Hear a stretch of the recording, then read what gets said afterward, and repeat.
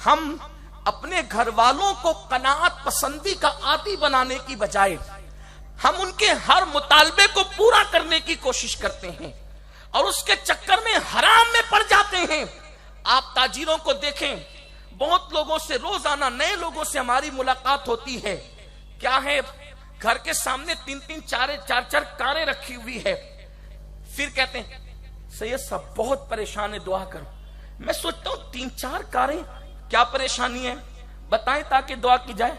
Bank का कर्जा बहुत है। क्यों भैया, आपने कर्ज लेकर कारें खरीदी क्यों? क्यों आपने बैंक का कर्ज लेकर कार? आखिर ये झूठी शान बताने की जरूरत क्या है? लोगों में जीना होता है, लोगों में रहना होता है।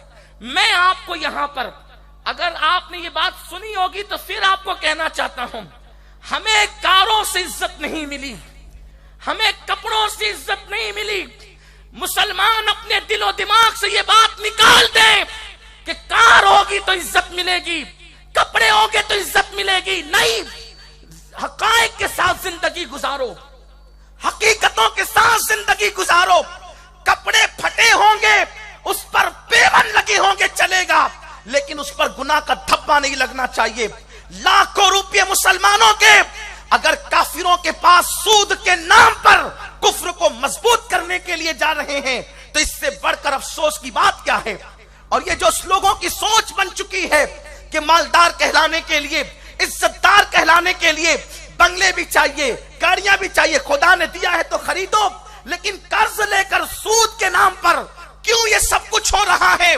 मेरे प्यारे आका अलैहिस्सलाम के प्यारे दीवानों, अपने जवानों को बता दूं, अल्लाह ने दिया तो कीमती मोबाइल ले लें, अल्लाह ने दिया तो कीमती मकान ले लें, अल्लाह ने दिया तो कीमती लिबास ले लें, मगर उसमें भी मियाना रवि इख्तियार करो, हद से आगे मत बढ़ो। कुलू वशरबू वला तुसरिफ, खाओ पियो, हद से मत बढ़ो। हद से बढ़ने से अल्लाह ने मना किया है। रही बात इज्जत की, अगर ये सोचते हो कि कार, कपड़े, मोबाइल और गाड़ियां इज्जत देगी तो ये सोच दकियानुसी सोच है, ये सोच मुशरिकाना सोच है, ये सोच फासिकाना सोच है।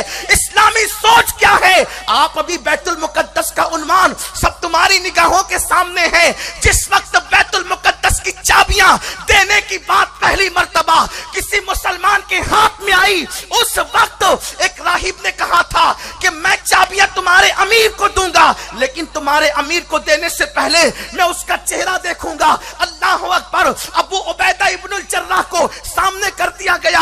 अबू उबैदा सामने हुए, उसने देखा और देखकर हंस के कहा, जाओ जितना लड़ना है लड़ लो, शोर आजमाई करना है कर लो, मैं चाबियां तुम्हें नहीं देता। हजरत खालिद इब्न वलीद बड़े होशियार दाना थे, उन्होंने कहा क्यों इसका होलिया देखकर इनकार क्यों करता है? तो उस राहिब ने कहा, मेरी किताब में अमीर का जो होलिया मुसलमानों के लिखा हुआ है वो इसके अंदर नजर नहीं आता। हजरत खालिद ने कहा था बात क्या है? तो कहा बात इतनी है कि उसके चेहरे पर तो गोश्त तो नहीं होगा, इसके गाल तो भरे भरे हैं, उसकी दाढ़ी लंबी होगी, इसकी तो चौड़ी चौड़ी है, उसकी भवें मिली होगी और आंखें बड़ी बड़ी होगी, उसकी आंखें तो ऐसी नहीं है, उसका रंग तो सुर्ख होगा, इसका रंग तो सफेद है, ऐसा नहीं है।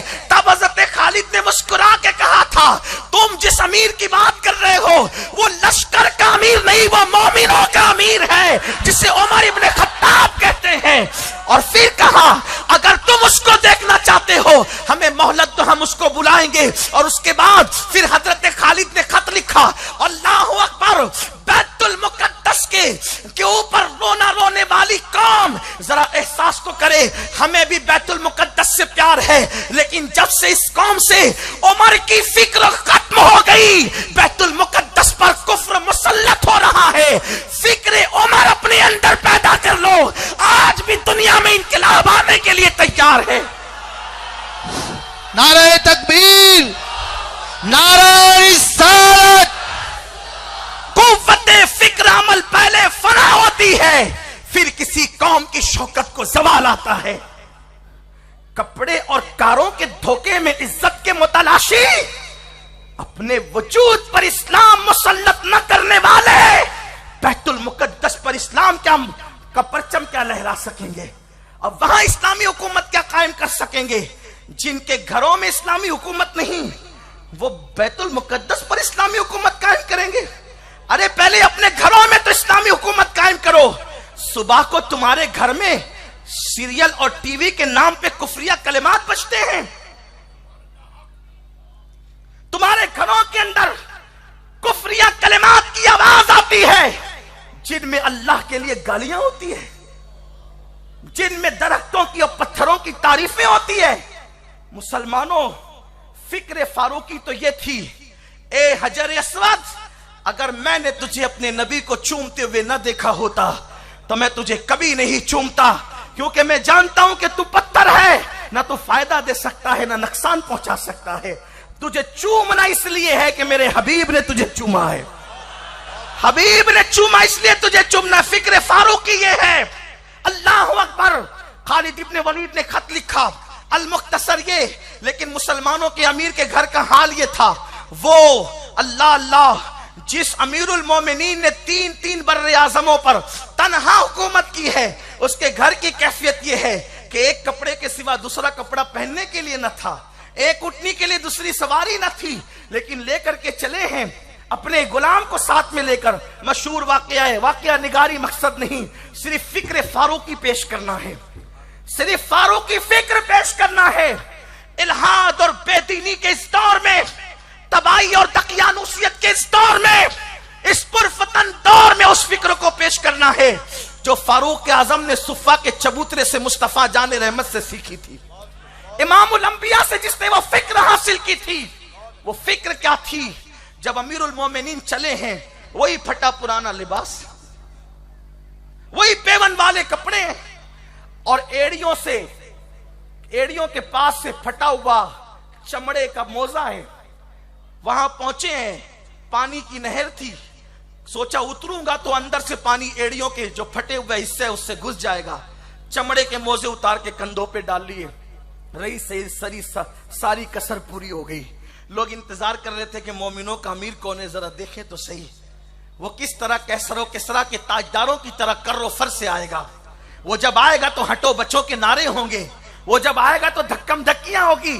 लेकिन खुदा की कसम, आने वाला जो आया है तो हाल ये है कि उसके इत्मीनान, तमकनत और सुकून की कैफियत ये थी कि इनके जर्रों को भी धक्का नहीं लगा। इस शान से वो आया, लेकिन जब आया तो नहर को देखकर मोजे उतार करके कंधों पे डाले। अबू उबैदा और हज़रत खालिद आपस में बातें कर रहे हैं। उमर ये क्या कर रहे हैं? हिम्मत तो नहीं थी, क्योंकि लोग खड़े भी थे। उमर क्या कर रहे हैं? फटे हुए मोजे कंधे पे डालकर इनके फटे हुए को ऐलान कर दिया, और दूसरे कपड़े भी तब्दील नहीं किए, वही कपड़े मामूल के कपड़ों पे आ गए। जब फारूक आजम ने नहर पार की तो खालिद ने कान में कहा, आप कर क्या रहे हैं?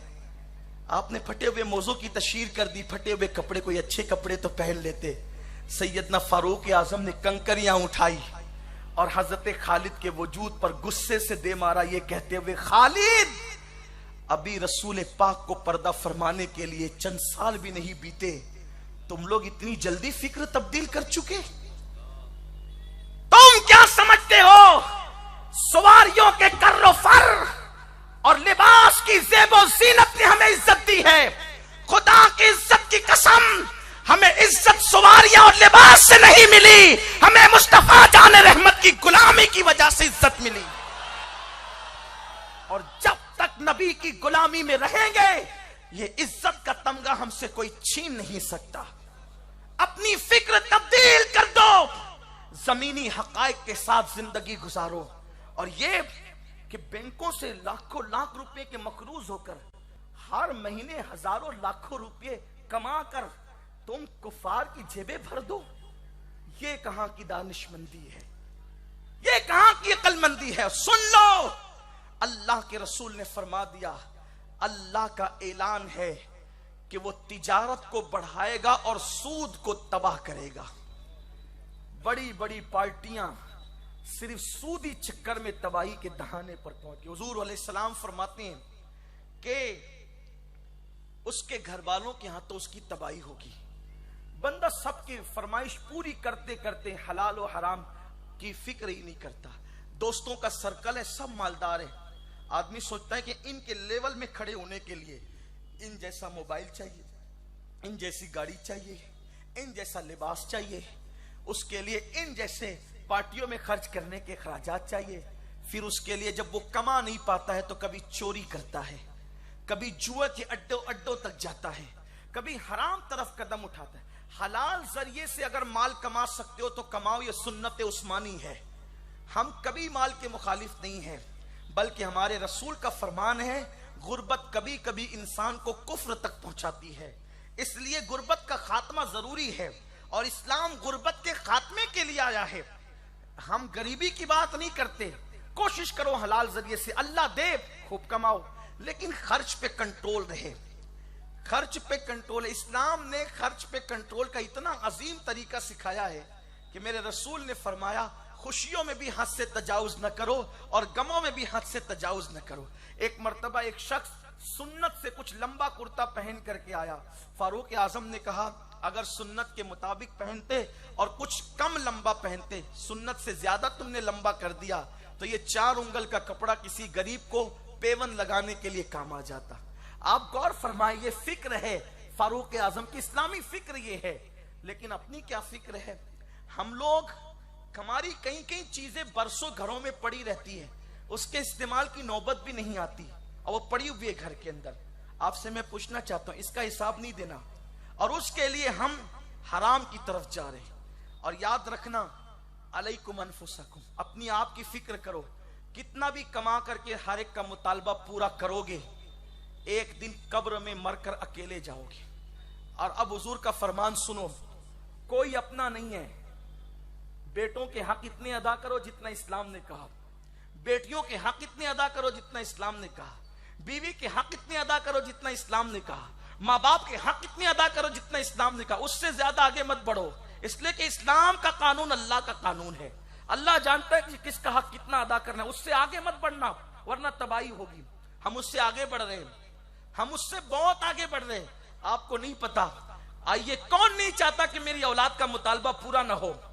कई बुजुर्गों से मंसूब ये वाकया है, लेकिन आइए उस अमीर की बारगाह में खिराज पेश करूं जिसको दुनिया उमर इब्न अब्दुल अजीज के नाम से जानती है।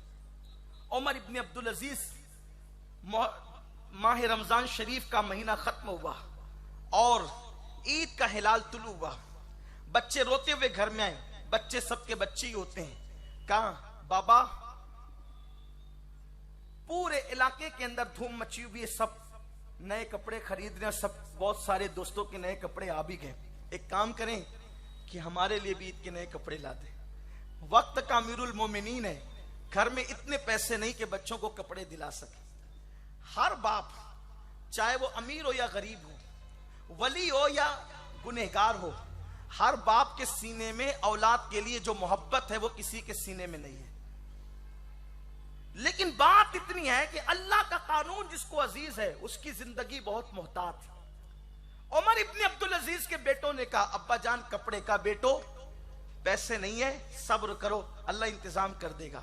कहा बाबा, सबके बच्चे नए कपड़े पहनेंगे कल और मुसलमानों के अमीर के कपड़े बच्चे नए कपड़े नहीं पहनेंगे, कैसा लगेगा? कुछ करें। बीवी ने कोई मशवरा दिया, बस गए और उसके पास जो खाजिन था बैतुल माल का, देखिए बेहतरीन दोस्त वो है जब तुम गलती करो तो वो तुम्हारी इस्लाह करे। आज दोस्त तो बेहतरीन वो माना जाता है कि हर गलती में वो आपकी तायीद करे। उमर इब्न अब्दुल अजीज खाजिन के पास गए और कहा एक काम करो, 2 महीने की तनख्वाह मेरी पेशगी मुझे दे दो, पहले दे दो, ताकि कल मेरे बच्चे नए कपड़े पहन ले। ये इस्लामी फिक्र का नतीजा था।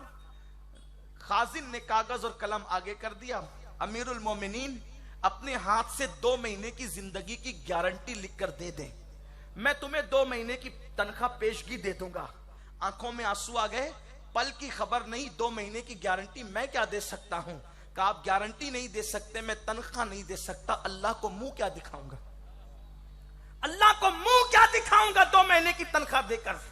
ये फिक्र है, अलैकुम अनफुसकुम, अपनी फिक्र। आज हमारा क्या हाल है? हम तो सिर्फ चापलूसी में मर रहे हैं, हम तो सिर्फ गदागरी में मर रहे हैं।